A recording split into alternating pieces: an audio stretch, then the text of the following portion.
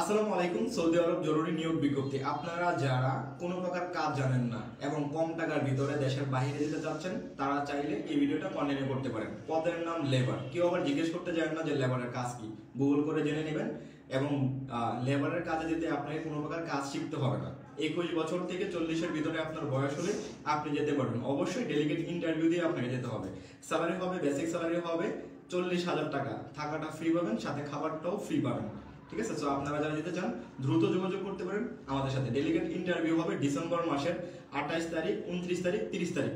এবং ডিসেম্বর মাসের 28, 29, 30 তারিখের পরে কেউ আবার বললেন না যে ভাই ওই কাজ আছে কিনা। যদি থাকে সেক্ষেত্রে জানাবো, যদি না থাকে সেক্ষেত্রে নেই।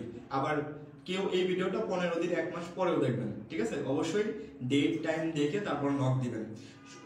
শুক্রবার, শনিবার, রবিবার এবং সোমবার হচ্ছে ডেলিগেট ইন্টারভিউটা হবে। ডিউটি হবে 8 ঘন্টা, সাথে ওভারটাইম করার সুযোগ আছে। সপ্তাহে 6 দিন ডিউটি, একদিন আপনি ছুটি পাবেন।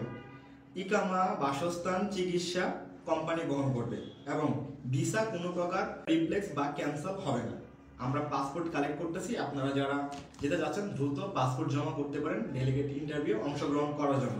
এখন ইন্টারভিউ দেওয়ার পরে আপনি টাকাটা কিভাবে পে করবেন বা টাকার অ্যামাউন্টটা কত সেটাও আমি বলে দিচ্ছি।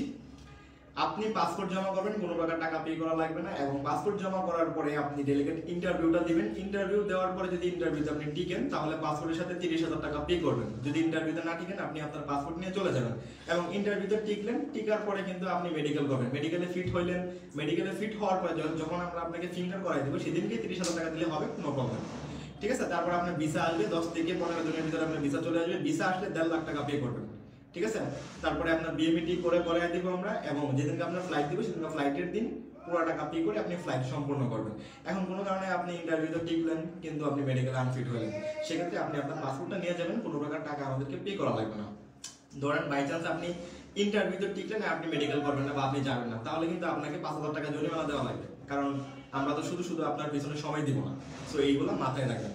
যারা ডেলিগেট ইন্টারভিউ অংশগ্রহণ করতে যাচ্ছেন তারা চাইলে পাসপোর্টটা জমা করতে পারেন 28, 29, 30 ডিসেম্বর মাসের ইন্টারভিউর শেষ তারিখ।